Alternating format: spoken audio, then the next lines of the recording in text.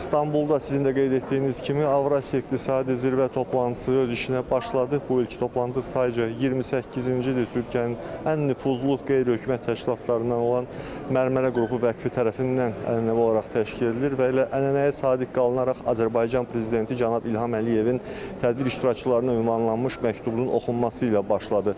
Azərbaycanın Ankaradakı səfiri Rəşad Məmmədov məktubu təqdim etdi və məktubda həm Mərmərə Qrupu Vəqfinin fəaliyyətinin, həm də zirvə toplantılarının önəmindən bəhs edildi. Eyni zamanda Ulu Öndər Heydər Əliyevin vaxtilə bu quruma, bu zirvə toplantılarına böyük önəm verdiyi qeyd edildi.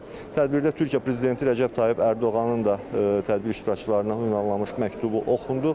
Bu ilki zirvə toplantısı daha yaşanabilir bir dünya mövzusuna həsr edilib. 2 gün davam edəcək toplantılarda iqtisadiyyat, enerji, süni intellekt, səhiyyə və digər mövzular gündəmdə olacaq. Bizim üçün təbii ki, bu tədbirin digər maraqlı bir tərəfi də var.